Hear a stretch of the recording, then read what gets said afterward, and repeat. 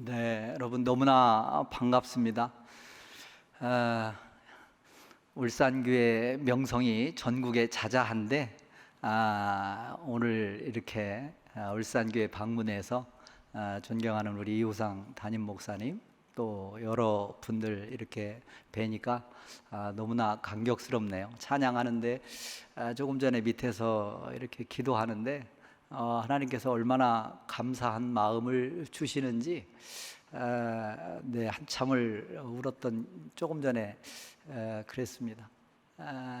제가 이제 오늘 금요일이잖아요. 그래서 오후에는 백석대학교에서 이제 안보학 강의를 전역하고 나서 하고 있습니다. 그래서 천안에서 강의를 이제 두 과목 2시간에서 4시간 강의하고 3시에 출발해서 여기로 왔어요. 오면서 낙동강을 건넜습니다. 낙동강을 건너고 또 뭐 군위, 의성, 영천 이런 동네를 지나면서 하나님께서 이 대한민국을 붙들어 주신 것이, 다시 회복시켜 주신 것이 얼마나 감사한지 모르겠어요. 특별히 6월 호국 보훈의 달을 여러분들이 기억해 주시고, 호국 보훈의 달에 나라를 뜨겁게 사랑하는 마음으로 기도하시는 여러분들이 계셨기에 오늘의 대한민국이 있을 수 있었다. 그리고 아까 말씀드렸던 낙동강과 군위와 의성과 영천, 대구 이 지역이 어디입니까? 정말 한국전쟁이 있었을 때 마지막 낙동강 방어선을 여기서 지켰잖아요. 정말 어린 소년병들부터 시작해서 군번도 없는 학도병까지 해서 얼마나 많은 우리의 선배들이 이곳에서 정말 피를 흘리며 지켰는지 몰라요. 특별히 낙동강 방어선 중에 서측은 미군이 담당했고 대구로부터 포항까지 그 북쪽 산악지대는 우리 한국군이 담당을 했거든요. 근데 북한군에서 미군은 워낙 공군이라든지 해군 지원을 많이 받으니까 주로 한국군이 배치된 지역으로 끊임없이 공격을 했습니다. 정말 너무너무 힘이 들었습니다. 그래서 점점점 밀려가지고 대구까지 위험하고 영천, 포항까지 밀리기도 했거든요. 그곳을 특별히 호국 보훈의 달에 이렇게 여러분들 뵙기 위해서 오면서 낙동강을 건너서 이렇게 오면서 그때 이제 군인이니까 평생 그런 전쟁사를 이렇게 고민하고 또 연구하고 하다 보니까 오늘 이 지역에 오면서 더더욱 하나님의 은혜가 너무 크다라는 생각이 들었습니다. 정말 6.25 때 한국은 없어질 수도 있었거든요. 정말 없어질 수도 있었습니다. 3년여 전쟁 기간 동안 얼마나 피해가 많았습니까? 우리 한국군이 60만이 희생됐습니다. 60만이 죽거나 포로가 되거나 실종이 되거나 그 중에 13만은 아직도 유해를 찾지 못하고 있습니다. 이름 모를 사냐에 아직도 그대로 계십니다. 멀리 중국에 있는 것도 아니에요. 소련에 있는 것도 아니에요. 이 땅에 계신 분들이 13만이 아직도 어딘지도 모르고 그런 곳에 아직도 계십니다.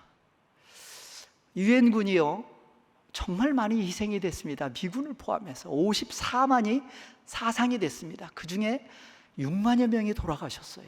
미군들만 3만 8천 명이니까 거의 4만여 명이 돌아가셨어요. 이 땅에서 엄청난 숫자입니다. 한두 명만 죽어도 외국의 전쟁에 파병이 돼서 한두 명만 죽어도 정말 온 나라가 얼마나 시끄럽습니까? 그런데 이 땅에 대한민국이 어디 있는지도 모르는 땅에 그 많은 사람들이 와서 그렇게 많은 희생을 하면서 지켜낸 자유, 지켜낸 대한민국입니다.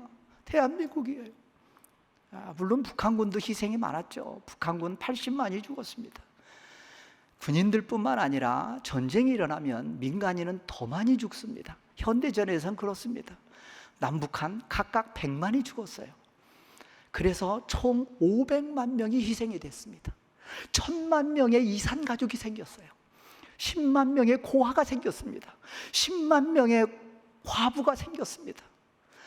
이 땅 정말 흔적도 없이 완전히 폐허가 됐습니다. 오직 하면 6.25 전쟁이 끝난 다음에 대한민국을 바라보면서 많은 사람들이 대한민국이 다시 일어서는 것은 차라리 쓰레기 더미에서 장미꽃이 피기를 바라는 것이 훨씬 더 낫다라고 그렇게까지 이야기했습니다. 그런 대한민국이 하나님께서 지켜주셨어요. 하나님께서 보호해 주셨어요. 하나님께서 다시 일으켜 세워주셨습니다. 그리고 오늘의 대한민국을, 오늘의 울산교회를 하나님께서 허락해 주셨어요. 얼마나 감격스럽고 얼마나 그렇습니까? 6.25 전쟁 때 정말 많은 기적이 있었습니다. 하나님께서 특별히 대한민국을 향한 놀라운 은혜들이 있었어요. 서울을 3일 만에 우리가 뺏겼습니다. 3일 만에요. 대한민국 그 큰 수도 서울을 3일 만에 뺏겼습니다. 그 기세로 그대로 밀고 부산까지 내려오면 우리나라 끝났을 겁니다. 그런데 하나님께서 지금도 모르겠어요. 왜 그랬는지. 북한군이 서울에서 3일간 지체합니다. 3일간 지체하는 동안 낙동강 방어선에서 메가더 장군이 와서 인천 상륙작전을 고민하고 착안합니다. 그리고 한강 방어선부터 금강 방어선 쭉쭉쭉 낙동강 방어선까지 지연전을 펼칩니다. 낙동강 방어선을 펼칠 수 있는 시간을 확보한 거예요. 그 3일 동안이 없었다면 벌써 끝났을 겁니다. 벌써 끝났을 겁니다. 하나님께서 세운 거예요. 북한군을 세운 겁니다. 서울에서. 6.25 전쟁이 일어나자마자요, 유엔 결의안이 그날 발표가 됩니다. 북한 원위치하라고. 그런데 물론 듣지 않죠. 그래서 이틀 후에 다시 유엔 결의안이 두 번째 나옵니다. 모든 유엔군은, 모든 유엔 회원국은 대한민국을 도와라, 군사 지원을 하라라고 6월 27일 날 결의합니다. 그것에 의해서 유엔군이 만들어집니다. 7월 7일 날 유엔군이 창설이 됩니다. 7월 14일 날 유엔기가 만들어져서 콜린스에 의해서 메가더에게 유엔기가 전달이 되고 드디어 유엔군에 의해서 한국군이 방어되기 시작합니다. 정말 놀라운 일들이 6.25 전쟁 기간에 정말 많았습니다. 하나님이 지켜주신 거예요. 하나님이 함께 하신 겁니다. 그런 정말 폐허더미 위에서 오늘의 대한민국, 하나님이 이렇게 인도해 주신 줄 알고 하나님께 감사를 드립니다. 특별히 그때 당시 1950년에 전 세계 유엔 회원국이 60개국이었습니다. 독립된 나라가 1950년도에 지구상에 93개국이었습니다. 그런데 유엔에서 결의를 한 이후에 한국을 위해서 도와준 나라가요, 군사력을, 전투 부대를 보낸 나라가 16개국입니다. 의료 부대를 보낸 나라가 6개국입니다. 그래서 22개국이 군인을 보냈습니다. 그리고요, 46개국이 물자를 보내고 여러 가지 형태로 지원했습니다. 그래서 68개국이 대한민국을 도왔습니다. 기네스북에 올라 있어요. 한 나라의 분쟁에 그렇게 많은 나라가 동원이 돼서 싸워온 역사는 지금까지 결단코 없었습니다. 대한민국이 유일합니다. 심지어 기네스북에 올라 있습니다. 하나님의 도우심이 아니면, 하나님의 은혜가 아니면 이걸 무얼로 설명하겠습니까? 그렇게 다시 세워주신 대한민국입니다. 정말 감사하죠. 어찌 기도하지 않을 수 있겠습니까? 어찌 감사하지 않을 수 있겠습니까? 특별히 금요철야에 정말 일주일 중에 가장 어떻게 보면 피곤한 날이잖아요. 한 주를 마무리하면서 그런 금요 저녁에 목사님으로부터 조금 전에 코로나 기간 중에도 여러분들 기도하러 나오셨다고 하시더라고요. 그리고 오늘 기분 좋은 일인지는 모르겠지만 오늘 철야를 끝으로 방학을 하신다고 또 들었는데, 네, 어찌됐든 코로나 기간에도 성전을 지키면서 하나님께 붙잡고 의지하고 기도한 여러분들이 계셨기에 대한민국이 지켜질 수 있었고 오늘의 대한민국이 있는 것 같습니다. 너무너무 감사하죠. 우리 이호상 목사님은 군에서 저도 뭐 군 생활을 또 조금 했으니까 목사님하고 늘 이렇게 옆에서 뵈면서 군에서 정말 존경받는, 정말 군에서 가장 설교를 잘하고 가장 영성이 있는 목사님으로 정평이 나 있어요. 군인들만 그렇게 생각하는 줄 알았는데 저희 아내가 이제 제가 육군훈련소장을 할 때 중부 지역에서 전라도, 충청도, 경상도 중부 지역 군인 가족들 그 뭐 연합회가 있는데 목사님들을 이렇게 주기적으로 외부 목사님들을 초빙해서 이렇게 설교를 듣곤 했었습니다. 그런데 아내에게 들으니까 어느 날은 한 번은 야, 우리 군목들도 한번 세우자. 그래서 막 이렇게 고민을 하다가 의견을 들으니까 한결같이 이호상 목사님을 제일 먼저 세우자. 다 의견들이 그렇게 모아졌다고 그러더라고요. 그래서 군에서 익히 검증이 되신 분을 우리 울산교회에서 어떻게 하셨는지는 모르겠는데 담임 목사님으로 청빙을 해서 이렇게 또 말씀을 함께 나누고 하는 것이 얼마나 여러분들 행복하세요. 저는 34년간 저는 이제 군에 와서 예수를 믿기 시작했습니다. 그래서 34년 됐습니다. 군생활 34년간 했고 36년 됐네요. 예수 믿은 지. 네. 34년간 20개 교회를 다녔습니다. 목사님은 세어보니까 28분의 목사님을 만났습니다. 평균 1에서 2년 정도 돼요. 네, 좀 배울만 하면, 알만 하면 내가 먼저 가든 목사님이 먼저 가든 뭐 이런 식으로.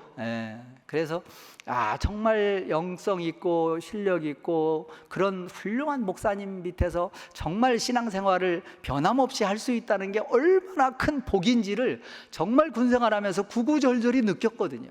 그런데 울산교회 여러분들은 그런 면에서 정말 복 받으신 분들이잖아요. 얼마나 감사해요. 얼마나 감사해요. 저도 이호상 목사님 팬입니다. 그래서 매주 열심히 설교를 또 요즘에 좋은 게 인터넷으로 뭐 얼마든지 유튜브로 듣잖아요. 요즘에 여호수아 열심히 듣고 계시죠? 네, 여호수아서 열심히 듣고 계실 겁니다. 여호수아 말씀 저도 아주 굉장히 많이 은혜가 됩니다. 너무나 복된 일이 아닐 수 없다라는 생각이 듭니다. 제가 마지막에 이제 군 생활을 했던 데가 육군 훈련소입니다. 아까 이렇게 소개 말씀해 주셨는데 육군 훈련소는 정말 대한민국의 청년들이 많이 오는 곳입니다. 1년에 12만 명이 들어옵니다. 제가 만 3년 그곳에 지휘관으로 있었는데 36만 명 정도가 제 있는 기간에 들어왔습니다. 1년에 12만 명인데 그중에 7만 명이 세례를 받았습니다. 1년에. 그래서 3년 동안 21만 명이 세례를 받았어요. 격주로 세례식을 하는데 적으면 3,000명, 많을 때는 7,000명, 변함없이 3년 동안 그렇게 세례식을 육군훈련소 교회에서 했습니다. 별로 놀라시지는 않는데 그 성경에 보면 한꺼번에 설교를 하고 3,000명이 더해졌더라라는 뭐 이런 표현이 나오잖아요. 그런데 사도행전의 역사가 2000년이 지난 다음에 전 세계에서 유일하게 어디에서? 대한민국에서. 어디에서? 육군훈련소에서, 군에서 그 일이 지금은 이제 코로나로 멈췄네요. 네, 그 일이 코로나가 있기 전까지 있어 왔습니다. 너무 감사하죠. 한번 그때 사진을 한번 볼까요? 네. 네. 이게 이제 그때 세워진 육군훈련소 교회입니다. 제가 있는 기간 동안에 우리 이호상 목사님이 아마 첫 삽을 떴을 거예요. 그리고 육군훈련소 교회를 아마 떠나셨을 거예요. 그리고 제가 3년 있는 기간 중에 건축이 마무리가 되고 헌당 예배, 봉헌이 드려졌습니다. 너무 아름답죠? 아닌가요? 울산교회만은 못하죠? 네. 또 장차 지어질 멋진 설계도를 보니까 너무 아름답던데 그거보다는 조금 못하지만 정말 육군훈련소 한 전체가 훈련장까지 해서 100만 평이 넘거든요. 그런데 저 십자가가 어디서든 보입니다. 아파트 15층 높이의 십자가가 교회 옆에 세워졌습니다. 하나님께서 은혜를 베푸셔서 교회가 준공되기 전에 10,000평이 넘는 주차장이 먼저 준공이 됐습니다. 그거는 군 공사로. 그때 이제 참모총장님이 헌신을 해주셔서 이렇게 군 예산으로 그리고 저렇게 아름답게 지어졌어요. 하나님은 정말 연합을 좋아하십니다. 교단과 교회와 군과 민간 이걸 떠나서 정말 연합을 좋아하세요.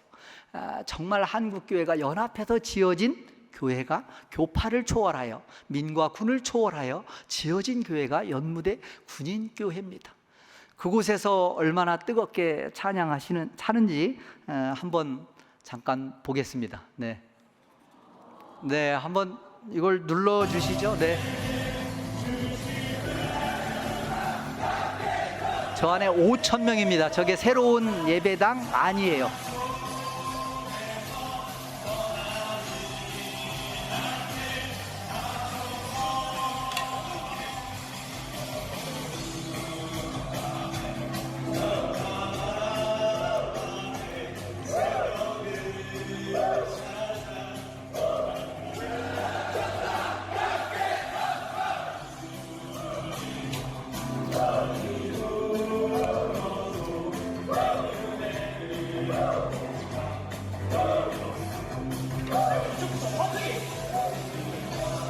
뭐 5,000명이 파도 타기를 하고 있는 겁니다. 물결이 보이시죠?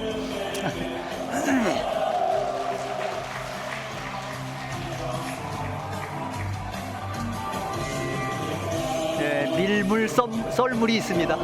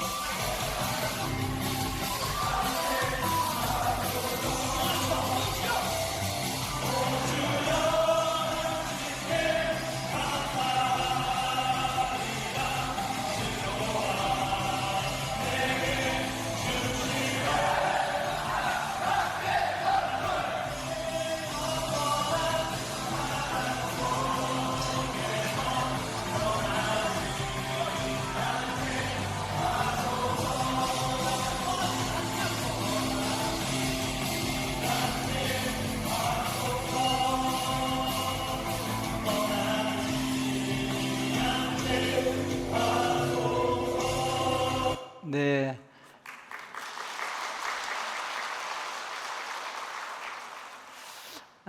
제가 이 핸드폰으로 제가 직접 찍은 거예요. 핸드폰으로 찍은 거라 뭐 화질이나 이런 거는 썩 좋지는 않지만 그래도 저걸 볼 때마다 늘 이렇게 감동이 밀려옵니다. 대한민국은 청년이 희망입니다. 다음 세대가 세워져야 되죠.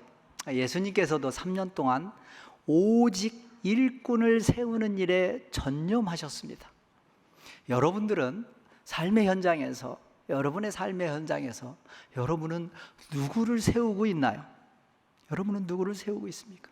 여러분의 자녀, 여러분의 후배, 여러분의 또 구역원 많은 사람이 있을 겁니다.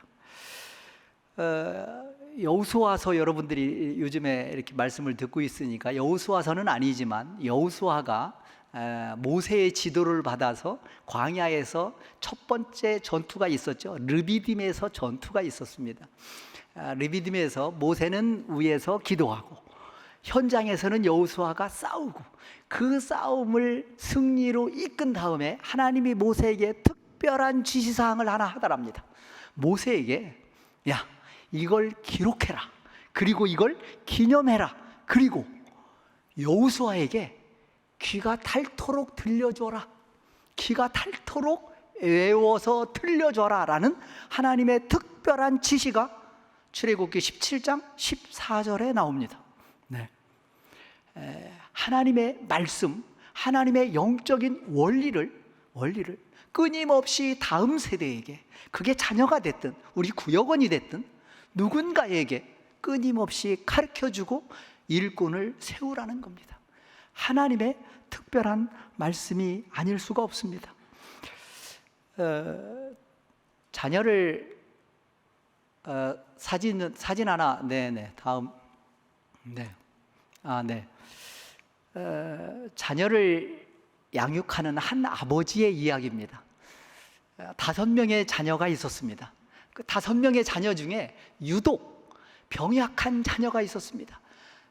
많은 자녀가 있다 보면 그 중에 뭐 좀 여러 가지로 차이가 나잖아요. 근데 그 한 자녀가 유독 심약했습니다. 그래서 늘 아버지의 마음속에 그 자녀가 늘 걸렸습니다. 그래서 하루는 자녀 5명에게 나무 한 그루씩 주면서 이걸 심어라. 그리고 1년 후에 가장 나무를 잘 키운 자녀에게 내가 큰 상을 주겠다. 이렇게 이야기를 합니다. 그래서 5명이 나무를 심었습니다. 1년이 흘렀습니다. 1년이 흘렀습니다. 가서 보니 그 병약한 어린 자녀가 심은 나무가 가장 크고 가장 튼튼하게 잘 컸습니다. 그래서 아버지가 5 자녀를 모아놓고 오늘 약속한 대로 가장 나무를 잘 키운 자녀에게 내가 큰 상을 주겠다. 무엇을 원하느냐? 이렇게 물으니까 답변도 잘 못해요. 자기 말도 잘 못합니다. 그렇게 여러 가지로 부족했던 그 아들이에요. 그래서 아들에게 너는 정말 대단한 식물학자가 되겠구나, 이런 이야기를 합니다. 그래서 그날 밤에 잠을 자면서 아무리 곰곰이 생각해봐도 그 나무가 너무 고마워요. 내가 특별히 한 것도 없는데 1년 동안 그렇게 잘 자라준 나무가 너무 고마워요. 그래서 밤새 뒤척이다가 새벽에 일찍 다시 한번 가봤습니다. 그런데 자기가 심은 그 나무 주변에 뭔가 아른거립니다. 가까이 가서 보니 아버지가 물을 주고 계셨던 겁니다. 1년 동안 아버지가 그 아들이 심은 나무를 잘 자라도록 특별한 관심과 사랑을 가지고 애정을 가지고 그 나무를 키운 겁니다. 아버지의 각별한 사랑과 은혜를 받은 그 어린 소녀는 위대한 식물학자가 되지는 못했습니다. 그러나 미국 역사상에 가장 위대한 대통령이 됐습니다. 4선의 대통령. 그래서 뉴딜 정책, 대공황을 극복하고 2차 세계대전을 승리로 이끈 루즈벨트 대통령의 어린 시절의 이야기입니다. 우리는 이런 아버지의 각별한 사랑처럼, 우리는 너무나 부족하지만, 우리는 한 것이 아무것도 없지만, 정말 보잘것없는 우리지만 하나님께서 특별히 저와 여러분을 세워주셨습니다. 가정에, 직장에, 교회에 세워주셨습니다. 얼마나 감사한지요. 얼마나 감사한지요.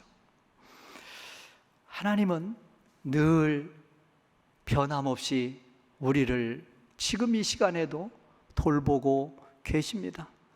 특별히 마음이 아프고 또 여러 가지 상처로 힘들어 하시는 분 계십니까? 부모님도 많은 자녀들 중에 특별히 아프거나 문제가 있는 자녀에게 더 큰 사랑과 관심을 갖고 기도하잖아요. 하나님도 마찬가지입니다. 우리는 뭔가 죄를 짓고 뭔가 잘못된 것 같으면 웅크러들지만 하나님께서는 특별히 그 자녀를 향한, 특별히 그 영혼을 향한 더 각별한 관심과 사랑을 갖고 하나님은 바라보십니다. 그래서 하나님은 늘 먼저 찾아오십니다. 저희가 찾기 전에 하나님이 먼저 찾아오세요. 아담에게도 그러셨습니다. 죄를 짓기 전에 늘 교제했습니다. 죄를 지은 다음에 숨은 아담에게 하나님이 먼저 찾아오셨습니다. 아담아, 아담아, 어디 있느냐? 부끄러워서 숨은 아담에게 하나님이 먼저 찾아오셨습니다. 아담에게만 먼저 찾아오셨나요? 아닙니다. 성경에 나오는 모든 인물들에게 하나님은 늘 먼저 다가오셨습니다. 아브라함에게 먼저 다가오셨습니다. 아브라함이 가는 곳마다 제단을 쌓고 예배를 드렸지만, 물론 그것이 아름답게 하나님 보시기에 굉장히 기뻐할 만한 그런 일이었지만 늘 하나님이 먼저 찾아가셨습니다. 하나님이 아브라함과 심지어 소돔과 고모라 성을 심판하기 전에 먼저 아브라함에 찾아가서 아브라함과 상의하고 아브라함을 포처럼 대하면서 아브라함을 먼저 찾아갔습니다. 다윗을 먼저 찾아갔습니다. 아버지도 외면했고 심지어 선지자 사무엘도 제껴놨던 그 다윗을 하나님은 정확하게 아시고 하나님이 먼저 찾아오셨습니다. 그래서 사무엘을 통해서 다윗에게 기름을 붓죠. 그 기름 붓기 전까지 다윗이라는 이름은 성경에 등장하지 않습니다. 하나님이 먼저 찾아오신 겁니다. 하나님이 먼저 찾아오십니다. 이 세상 아무도 나를 주목하지 않아도, 이 세상 아무도 나를 찾지 않아도 먼저 주목하고 계신 분, 먼저 찾아오시는 분이 계십니다. 하나님이 먼저 우리를 찾아오십니다. 그 한 분으로 만족하며 감사하며 사시는 저와 여러분이 됐으면 좋겠습니다. 하나님은 다양한 모습으로 찾아오십니다. 아까 말씀드렸다시피 저는 군에 와서 예수를 믿기 시작했어요. 육군 소위로 임관하면서 이제 그때 예수님을 영접했습니다. 맨 처음에 저에게는 하나님은 말씀으로 찾아오셨습니다. 제가 졸업하기 직전에 어떤 교수님이 이런 책을 읽으면 훌륭한 군인이 될 거야, 이렇게 추천해 주셨습니다. 많은 책, 한 10여 권의 책을 추천해 주셨어요. 근데 그 중에 성경이 들어 있습니다. 그래서 저는 그때 생각하기에, 아하, 교양 있는 사람이 되기 위해서는, 출세하기 위해서는, 계급이 올라가기 위해서는 교양 있는 척 해야 되니까, 지식 있는 척 해야 되니까, 그래, 내가 교회를 다니진 않지만 바이블을 한번 읽어보자, 이런 도전이 생겼습니다. 그 교수님의 추천 덕분에. 그래서 교회를, 예수님이 어떤 분인지도 모르는 상태에서 OBC라고 소위로 임관해서 그 6개월 교육받는 기간에 성경을 읽었습니다. 성경 일독을 했어요, 그 기간에. 여러분 보니까 여기 200일 성경 통독 적혀 있는데 거의 다 끝나가나요? 네, 아마 뭐 대부분 하셨을 것 같습니다. 금요철에 나오시는 분들은. 저는 예수가 누군지 모르는데 성경을 일독을 했습니다. 한 5개월 정도 걸려서 일독한 것 같아요. 그런데 성경을 한번 읽고 나서 글쎄요, 뭐가 뭔지 잘 모르겠더라고요. 그런데 제 마음속에 한 가지 드는 생각이 있었습니다. 뭔지는 모르겠지만 제 마음속에 가졌던 수많은 인생의 질문들이 있었는데, 그 질문들이 그냥 봄날에, 그냥 그 겨울에 쌓였던 눈이 봄날의 햇빛에 쫙 녹아내리는 듯한 그런 느낌을 받았습니다. 그런 느낌을 받았어요. 이제 그런 저의 모습을 보고 누군가 저에게 다가와서 사역일을 가지고 이제 복음을 전해서 제가 예수님을 믿기 시작했습니다. 그래서 저는 이제 말씀으로 맨 처음에 이게 시작을 했기 때문에 제가 이제 군생활하면서 전도하면서 이제 그 전도한 대상자에게는 늘 성경을 선물로 줬습니다. 늘 성경. 그래서 성경 읽는 것을 늘 이렇게 관심을 가지고 하곤 했었는데, 오늘 보니까 우리 울산교회 여러분들은 정말 성경을 열심히 읽는 것 같습니다. 여러 가지 방법들이 있겠지만 저는 가장 좋은 방법이, 효과적인 방법이, 저는 드라마 바이블을 활용해서 성경을 이렇게 듣습니다. 그래서 읽는 것도 어떨 때는 집중이 잘 되지만 어떨 때는 듣는 것이 훨씬 더 집중이 잘 될 때가 있더라고요. 그래서 이제 산책을 하면서 하나님께서 만들어주신 너무나 아름다운 자연 속을 거닐면서 드라마 바이블을 이렇게 들으면, 1시간 정도 들으면 뭐 10장, 20장 뭐 금방 듣잖아요. 그렇게 하면 1년에 그렇게 매일 뭐 한두 시간씩 그렇게 한다고 하면 1년에 3독에서 5독 정도는 가능합니다.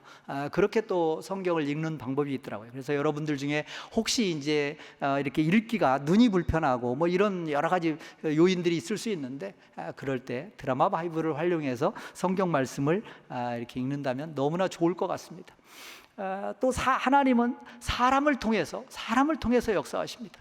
제가 이제 사관학교 졸업하기 직전에 외출을 나가서 한 전시회에 갔는데 한 전시회에서 한 여인을 만났습니다. 한 여인을 만났어요. 근데 너무 마음에 들어요. 너무 마음에 들어요. 그래서 또 쫓아갔습니다. 그래서 어찌 됐든 그렇게 해서 만남이 이루어졌어요. 그래서 오늘 여기에 함께 온 사람이 그때 그 사람이에요. 네. 그래서 저는 첫눈에 보고 반했어요. 그 전시회에서 알바하는 저 여대생이었는데 첫눈에 보고 반했습니다. 그래서 제가 뭐라고 고백을 했냐면, 제가 고등학교 때 어떤 선생님이 장차 배우자가 될 사람을 이렇게 만나면 이 여인이구나 라는 느낌이 있을 때가 있다라고 그분이 말씀을 해주시더라고요. 그래서 저는 그럴 수도 있나 라고 생각을 했는데, 오늘 그 사람을 내가 이 자리에서 만났다 이렇게 고백을 했죠. 첫날 그런 고백을 했어요. 너무 어이없다는 표정으로 저를 바라봤던 그 여인이었지만 어찌됐든 그렇게 해서 인연이 돼서 만났습니다. 근데 알고 보니까 대단한 믿음의 여인이더라고요.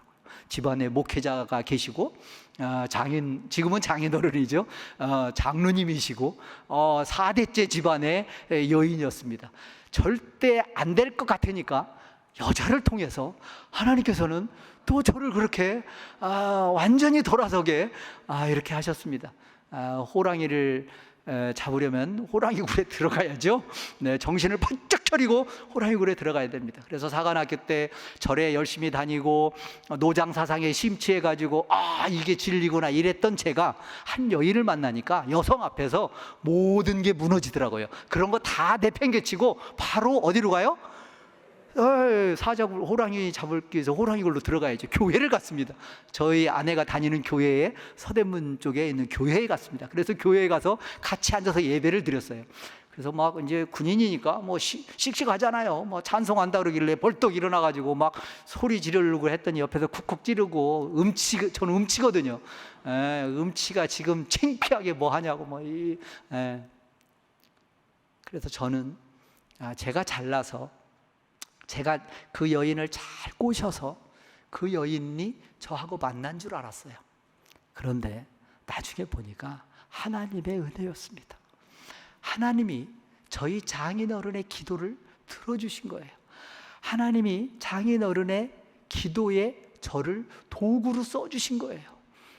딸이 셋인데 저희 아내가 딸 하나는 사관학교 나온 군인을 사위로 맞았으면 좋겠다라고 장인어른이 오래전에 마음속에 간직하고 기도를 하셨대요.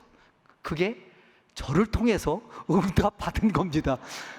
저는 제가 여자를 잘 꼬셔서 그 여인을 만난 줄 알았어요. 근데 아니더라고요. 하나님의 은혜였습니다. 그래서 그 여인을 통해서 교회를 다니게 됐고, 아까 이제 말씀을 읽는 걸 보고 저희 동기생이 사역리를 가지고 저에게 예수를 전해서 예수님을 영접하고, 또 어떤 한 리더를 만나서 내비게이터에서 또 짧은 기간이지만 훈련을 받고, 그리고 제가 이제 소대장으로 나갔던 기억이 있습니다. 혹시 여러분들 중에, 여러분들 주변에 누군가가, 여러분의 리더가, 여러분 주변에 누군가가 여러분에게 도전을 던진다면 그때는 저도 몰랐는데 세월이 한참 흐르고 나니 하나님의 은혜였구나, 하나님의 인도하심이었구나 라고 깨달은 것처럼, 여러분도 여러분 주변에 누군가에게, 여러분에게 아름다운 권면을 할 수가 있습니다. 담임 목사님이 하실 수도 있고요, 어떤 목사님이 하실 수도 있고, 구역장이 할 수도 있고, 장로님이 하실 수도 있고, 부모님이 자녀에게 할 수도 있습니다. 그럴 때 지금 당장은 마음이 불편하지만, 지금 당장은 수용하기가 힘들지만 아멘 하고 받아들이면 그게 정말 나중에 보니 하나님의 놀라운 섭리였고 하나님의 인도하심이었다라고 느낄 날이 있을 겁니다. 혹시 한 주간 또 방학 기간에 여러분이 생활하면서 하나님께서 누구를 통해서 나에게 어떤 도전과 어떤 메시지를 주시는지 한번 잘 귀 기울여서 음성을 들으시는 저와 여러분이 됐으면 좋겠습니다. 한 번은 하나님께서 고난을 통해서도 또 다가오십니다. 제가 이제 뭐 지금은 이렇게 멀쩡하게 보이죠. 네, 제가 이제 대령 때 대구에서 근무를 했습니다. 대구 이작전사령부에서 한 1년 정도 이제 근무를 했는데 어느 날 너무 머리가 아파요. 그래서 병원을 갔더니 이쪽에 뭐 같은 병원을 갔더니 빨리 큰 병원으로 가봐라라고 해서 여러 병원을 이렇게 하다가 서울에 있는 큰 대학병원에 갔습니다. 그곳에서 최종적으로 MRI를 찍고 팩트 검사를 하고 하니까 뇌종양이라고 판명이 났습니다. 그것도 이제 팩트 검사를 하니까 마지막 악성으로 굉장히 크기도 뭐 한 4cm 정도 된다고 합니다. 그러니까 뭐 3기, 4기 정도에 해당되는 뭐 굉장히 큰 거였습니다. 그래서 저희 아내가 뭐 누구 뭐 야전 군인이 뭐 밖에 대학병원에 아는 사람이 누가 있어요. 뭐 그래서 저희 아내가 울며 기도하며 그 병원에 가서 뇌종양 관련해서 전문가라고 하는 선생님을 붙잡고 우리 남편 살려주세요, 우리 남편 살려주세요, 그렇게 기도하며 다가갔을 때 하나님께서 또 그분에게 특별히 또 그런 마음을 허락해 주셔서 정말 짧은 기간 내 수술을 할 수가 있었습니다. 그래서 아침 한 8시쯤에 수술실에 들어가서 저녁 때까지 10시간이 넘는 시간을 제 머리를 뚜껑을 열었습니다. 뚜껑을 열고 수술을 받았습니다. 그래서 이제 내 종양을 제거를 했죠. 그 수술하기 전에 얼마나 많은 부정적인 이야기들을 주변에서 했는지 몰라요. 뭐 저는 잘 몰랐지만 나중에 저희 아내 통해서 들으니까 뭐 온전하게 나오는 것은 기대하지 마라, 마음을 강하게 먹어라, 뭐 등등등 시작해서 머리를 이렇게 한번 열고 나면 모든 신경 조직을 얼굴로 내려오는 안면 조직의 신경을 다 자르는 거잖아요. 나중에 하나님이 다 붙여주시지만 어떤 것은 또 회복이 안 될 수도 있습니다. 그래서 눈이 안 감길 수도 있고 입이 삐뚤어질 수도 있고 뭐 겉으로 보이는 것은 말할 필요도 없고 여타의 정상적인 것들에 대한 굉장히 많은 부정적인 이야기들을 했는데 하나님께서 은혜로 수술을 잘 10시간 동안 잘 마치게 해주셨습니다. 잘 마치게 해주시고 군 생활을 마무리하라는 의료진의 권고가 있었고 그 이후에 방사선 치료를 하라는 또 권고가 있었습니다. 그런데 저는 하나님께서 낫게 해주실 것이다, 지금까지 하나님께서 여기까지 인도해 주셨는데 그 또한 하나님의 영역이다라고 아내하고 기도하면서 맡기고 방사선 치료도 거부하기로 했습니다. 방사선 치료도 거부하고 그리고 군 생활을 내가 쓰러지는 날 한이 있더라도 하자 라고 생각을 하고 군 생활을 그냥 지속을 했습니다. 물론 중간에 한 번 더 병원에 가는 일이 있었지만 어찌됐든 지금까지 대령 때 여기 대구에서 있었던 일이니까 벌써 한 14년 정도가 지났네요. 전역하고 그 수술했던 대학병원에 가서 그 수술했던 의사 선생님께 MRI를 다시 찍고 여쭤보니 야 어느 쪽이었지? 이렇게 물을 정도로 모든 것이 완벽하게 다시 회복이 됐다고. 그래서 더 이상 뭐 1년 단위로 5년 단위로 계속 갔었는데 이제 더 이상 병원에 오지 마라 라는 이야기를 작년에 들었습니다. 그래서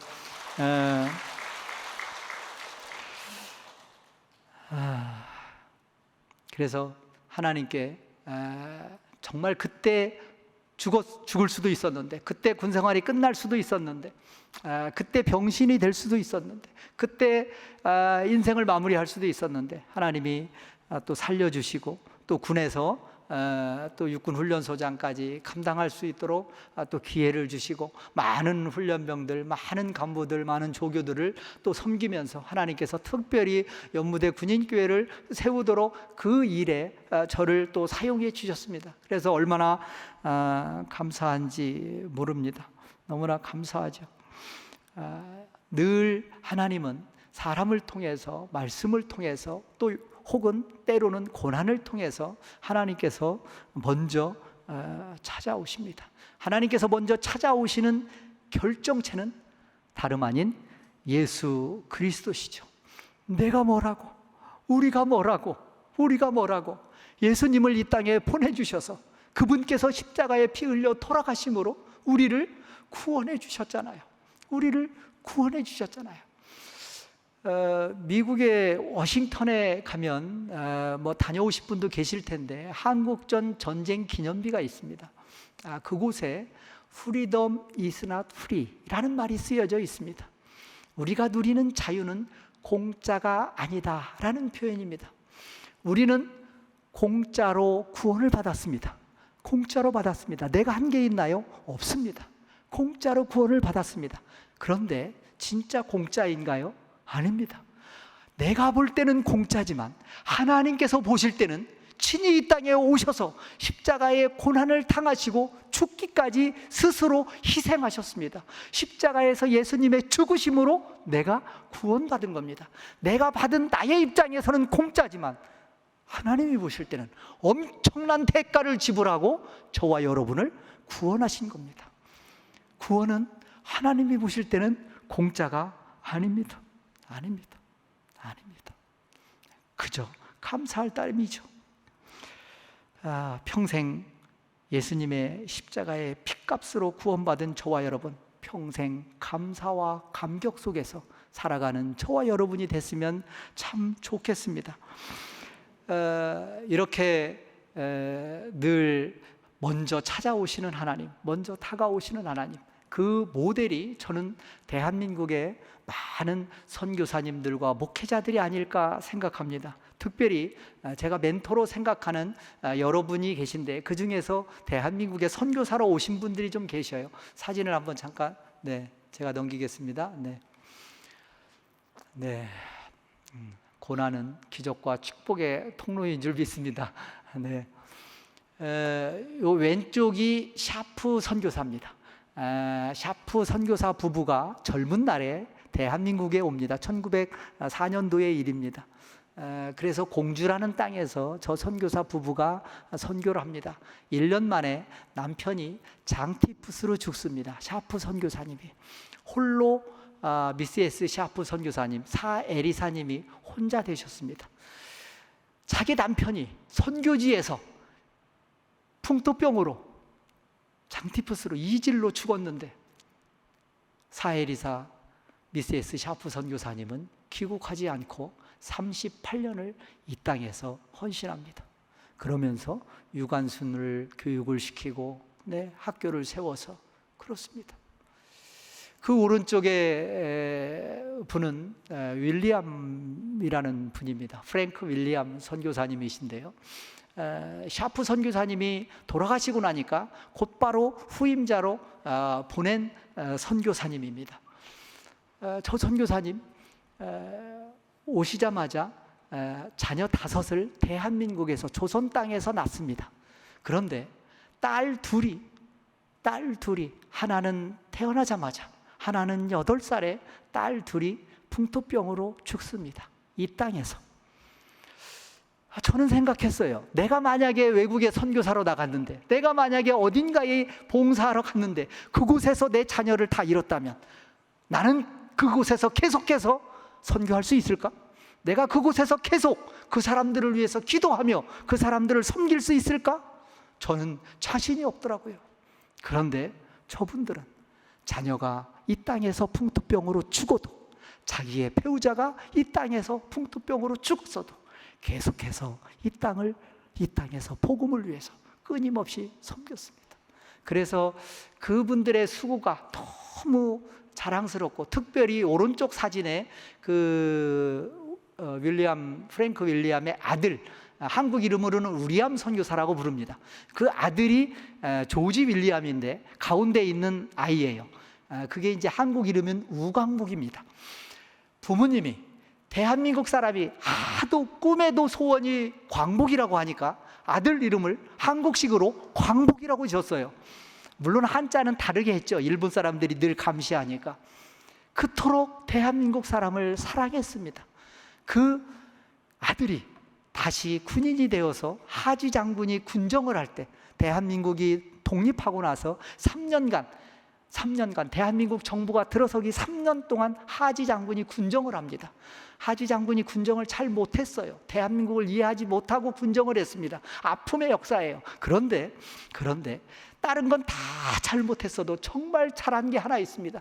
그때 당시에 수많은 사회주의자, 공산주의자들이 너무나 많았습니다. 남한, 북한 모두에게 70%가 사회주의자였습니다. 그런데 그 속에서 자유주의 이승만 대통령을 대통령으로 세우는데 결정적인 기여를 합니다. 누가? 우광복 박사와 우광복의 아버지가. 34년간 우리암 선교사님은 34년간 이 땅에서 선교하다가 일본 사람들이 독립 정신을 고취시키는 선교사들을 다 추방시킬 때 다 추방됐다가 해방된 후에 다시 돌아오셔서 아들과 함께 군정에서 일합니다. 그때 그런 은혜가 있었습니다. 그래서 저분들의 은혜를 어떻게 갚을까 고민을 하다가 최근에 하나 이렇게 좀 몇몇 분이서 CBMC 조직을 통해서 저 우리암 우광복의 후손을 찾자. 그래서 미국의 후손들을 찾았습니다. 금년 초부터. 그래서 한 35분 정도 찾았어요. 3세대, 4세대예요, 이미. 그래서 그분들을 올 8월 달에 초청하기로 약속을 하고 티켓팅을 했습니다. 그래서 8월 달에 부산 백스코에서 한국 CBMC 대회를 하는데 그때 그 자손들을 초청해 놓고 당신들의 할아버지 때문에 대한민국이 복음화됐고 오늘의 자유 대한민국이 있을 수 있었다라고 감사한 마음을 표현하기로 그렇게 하고 지금 추진 중에 있습니다. 루비 캔드릭이라는 선교사예요. 26살의 꽃다운 나이에 이 땅에서 죽었습니다. 저분의 묘는 양화진에 있어요. 저 오른쪽 사진이 제가 양화진에 갔을 때 잠깐 찍은 사진입니다. 26세의 꽃다운 나이에 저 루비 캔드릭이라는 여인이 이 땅에서 죽었습니다. 이 땅에서 죽어가면서 마지막으로 고향에 편지를 하나 보내요. 그 편지에 그런 기절이 있습니다. 내가 대한민국을, 내가 조선을 향한 이 뜨거운 열정은 내 열정이 아닌 것 같다. 하나님의 열정인 것 같다. 그래서 내 목숨이 만약에 1000개가 있다면 나는 1000개 모두를 조선 땅을 위해서 주고 싶다라는 편지를 보냅니다. 그리고 이 땅에서 죽습니다. 그래서 루비 캔드릭의 묘비명에는 그녀가 마지막으로 보냈던 편지의 한 구절이 이렇게 쓰여 있습니다. If I had 1,000 lives to give Korea, should have them all. 나에게 1000개의 목숨이 있다면 1000개의 목숨 모두를 코리아를 위해서 주고 싶다라는 말을 마지막으로 남기고 이 여인은 떠나갑니다. 이 여인은 그렇게 젊은 날에 돌아가셨지만 이 여인의 회심으로, 이 여인의 그런 간절한 하나님의 미랄이 돼서 수백 명의 회심이 미국 본토에서 일어났고 그 중에 많은 목회자들이 등장했고 또 대한민국의 전 세계의 많은 선교사들이 지원하는 그런 촉매제 역할을 하게 됐습니다. 하나님 앞에 얽매이지 아니하고 오직 하나님만을 소망하면서 살아왔던 수많은 선교사님들이 계셨습니다. 하나님께서 우리를 군사로 부르셨습니다. 성경에 보면 하나님께서 군사로 우리를 부르셨다라고 굉장히 군대 용어들이 성경에 많이 나옵니다. 그런데 군사로 부르신 이를 하나님께서 얽매이지 아니하고 살아가는 하나님이 부르신 자들을 하나님이 기뻐하신다라고 표현이 되어 있습니다. 네. 저런 수많은 선교사님들 얽매이지 아니하고 자기 삶에 얽매이지 아니하고 하나님이 가라는 곳으로 가서 마지막까지 순교하고 네, 그랬습니다. 하나님이 얼마나 기뻐하셨을까요? 방학 기간 동안에 방학을 하신다니 방학 기간에 여러분들 하나님께서 나에게 주시는 말씀이 어떤 부분이 있는지 나에게 어떤 메시지를 주시는지 작은 음성이라도 하나님께서 말씀하실 때 예, 알겠습니다. 아멘. 그렇게 해보겠습니다. 그런 저와 여러분이 되셨으면 좋겠습니다.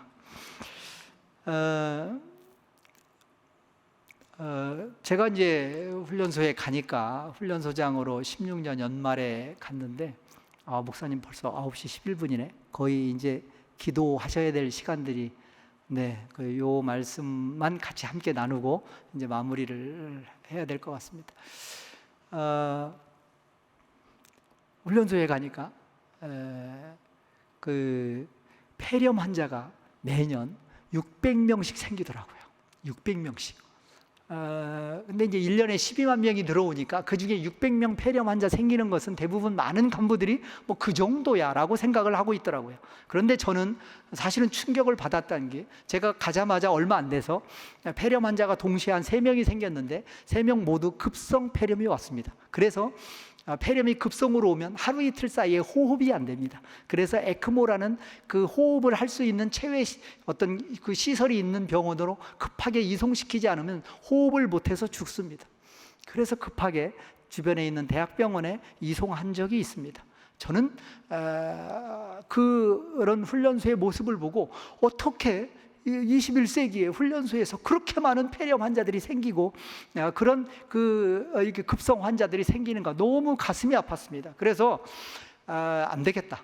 600명 적은 숫자가 아니라 이 환자들을 잡자. 환자를 줄이자. 그래서 바이러스와의 전쟁을 선포했습니다. 2016년도에. 그리고 그때부터 이 바이러스를 잡기 위해서 어떻게 할 것이냐. 그래서 바이러스가 접근하는 통로가 결국은 입과 손이더라고요. 그래서 입을 청결하게 하고 손을 청결하게 하자. 그래서 개인 위생을 무지하게 강조했습니다. 그래서 아침에 일어나면 점호하러 가기 전에 먼저 일어나서 가글하고 양치하고 청결하자. 밖에 나갔다 오면 비누로 싹싹 씻자. 아주 청결을 강조를 하고 마스크를 전부 다 채우고 그렇게 했습니다. 일주일에 한 번씩 클린데이 해가지고 모든 시설물들을 다 드러내고 소독하고 청소하고 했습니다. 아데노 바이러스가 코로나 바이러스보다 더 독합니다. 얼마나 센지, 예를 들면 전임자가 훈련할 때 썼던 방독면 속에 코로나 바이러스가 잔류하면 그 다음 훈련병이 올 때까지는 최소한 5주에서 8주가 걸립니다. 그런데 그 방독면 속에 바이러스가 그대로 살아 있습니다. 그래서 그 다음 사람이 그걸 사용할 때 코로나가 아니라 이 아데노 바이러스에 걸려가지고 폐렴 환자가 발생하는 거예요. 그래서 장비와 물자와 시설을 그렇게 소독했습니다. 그런데 600명이던 환자가 줄기 시작했습니다. 21개 교육대가 있는데 21개 교육대의 지휘관들에게 일주일에 3명 이상 폐렴 환자가 발생하면 지휘관에게 저에게 대면 보고를 시켰습니다.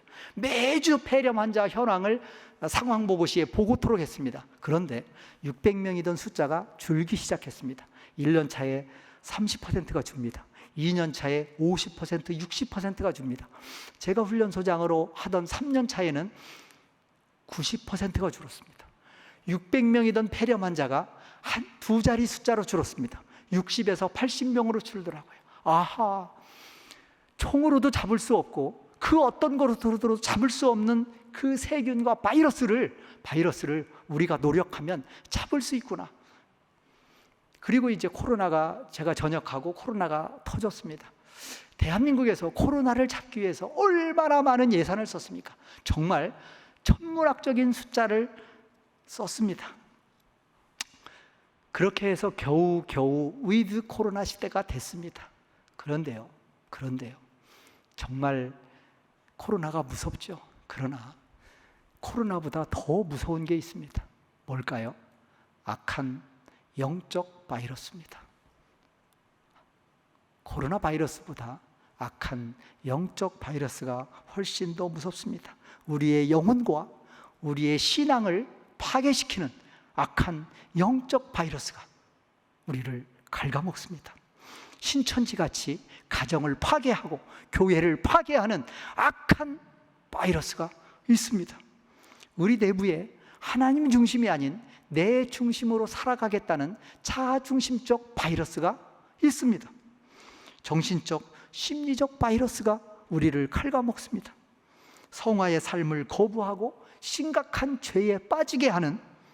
영혼의 황폐화를 가져오는 만몬과 거짓과 음란의 바이러스가 우리를 잡아먹습니다. 육체의 생명을 해치는 코로나 바이러스를 위해 그렇게 천문학적인 예산을 투자하는데 과연 영혼의 황폐화를 막기 위한 영적인 바이러스를 퇴치하기 위한 노력을 저와 여러분은 얼마나 열심히 하고 있나요? 특효약이 있습니다. 특효약이 있습니다. 네, 영적 바이러스 박멸을 위한 하나님께서 특효약을 저희들에게 주셨습니다. 첫 번째, 뭐를 주셨어요? 말씀을 주셨습니다. 말씀을 주셨습니다. 여호수아서 1장 8절에 보니까 이 율법책을 어디서 떠나지 말게 하고 내 입에서 떠나지 말게 하고 주야로 그것을 묵상해라. 그리고 그 가운데 기록된 걸 다 지켜 행하라. 그리하면 내 길이 평탄하게 될 것이다 라고 약속을 주셨습니다. 우리 한번 따라서 할까요? 첫 번째 특효약입니다. 매일 말씀. 예. 금요일 날 저녁 때 특별히 나오신 분이니까 이거 군으로 얘기하면 특전사, 특공대. 네, 여러분 특전 요원입니다. 다시 한번 매일 말씀. 네. 두 번째 특효약입니다. 무시로 기도. 항상 기도. 네, 누가복음 18장 1절에 보면 예수님께서 그들에게 항상 기도하고 낙심하지 말아야 할 것을 비유로 말씀하여 라고 기록되어 있습니다. 예수님께서 항상 기도하고 낙심하지 말라 이렇게 말씀하고 계십니다. 네, 두 번째 특효약은 항상 기도입니다. 한번 외칠까요? 항상 기도. 네, 늘 깨어 낙심하지 마시고 기도하시는 저와 여러분이 됐으면 좋겠습니다. 세 번째 특효약이 있습니다. 범사에 감사합니다. 범사에 감사. 데살로니가전서 5장 18절에 범사에 감사하라 하나님께서 특별히 주셨습니다.